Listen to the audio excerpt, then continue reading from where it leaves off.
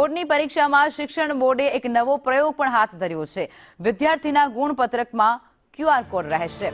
ધોરણ 10 અને 12ના બોર્ડની પરીક્ષાનો આજથી પ્રારંભ થઈ ચૂક્યો છે।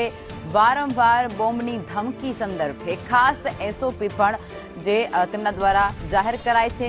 કેન્દ્ર સંચાલકને સમગ્ર જવાબદારી સોંપી દેવાય છે। ધમકી મળે તો પોલીસ સાથે સીધો સંકલન કરવાના આદેશો પણ છે। ધમકી મળે તો શાળા બંધ કરવા માટે પોલીસનો અભિપ્રાય હવે લેવો પડશે। બોર્ડની પરીક્ષાનું આયોજન કરવામાં આવ્યું છે। પરીક્ષાઓ શરૂ થઈ રહી છે।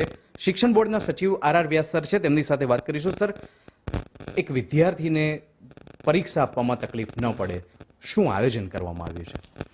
વિદ્યાર્થીને પરીક્ષામાં તકલીફ ન પડે એના માટે સમગ્ર એકદમ સાવધાનીપૂર્વક તમામ આયોજનો થઈ ચૂક્યા છે। વિદ્યાર્થીઓ જ્યારે પહોંચે છે ત્યારે પોલીસ તંત્રથી માંડીને રિક્ષા ચાલક સંઘો સાથે કેટલાક જિલ્લા શિક્ષણ અધિકારીઓ સંકલન કરી, જ્યાં આગળથી દુર્ગમ વિસ્તારો હોય, વાહનોની વ્યવસ્થા ઓછી હોય, ત્યાં ST વિભાગ સાથે સંકલન કરી અને વિદ્યાર્થીઓને પહોંચવામાં સુગમતા રહે એ બાબત દરેક જિલ્લા શિક્ષણ અધિકારી દ્વારા સુનિશ્ચિત કરવામાં આવી છે અને બોર્ડ દ્વારા એ બાબતનું સઘન મોનિટરિંગ પણ કરવામાં આવ્યું છે। 5,500 બિલ્ડિંગોની અંદર પરીક્ષાના કેન્દ્રો રાખવામાં આવ્યા છે। ત્યાં બિલ્ડિંગોમાં પરીક્ષા લેવામાં આવશે અને 15 લાખથી વધુ વિદ્યાર્થીઓ ધોરણ 10 અને 12 એમ મળીને 15 લાખથી વધુ વિદ્યાર્થીઓ આ વર્ષે પરીક્ષામાં ઉપસ્થિત થયા છે।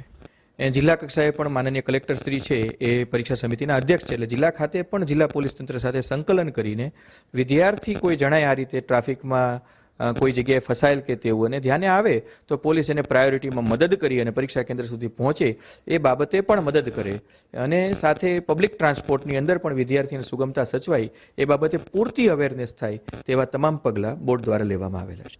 આભાર સર વાત કરવા બદલ। તો જે રીતે અત્યારે બોમ્બની ધમકી આપવાનો પણ સિસ્ટમ જોવા મળી રહી છે, વિદ્યાર્થીઓને પેનિક ન થવા માટે કહેવામાં આવી રહ્યું છે, સાથે જ નિર્ભય બની અને વિદ્યાર્થી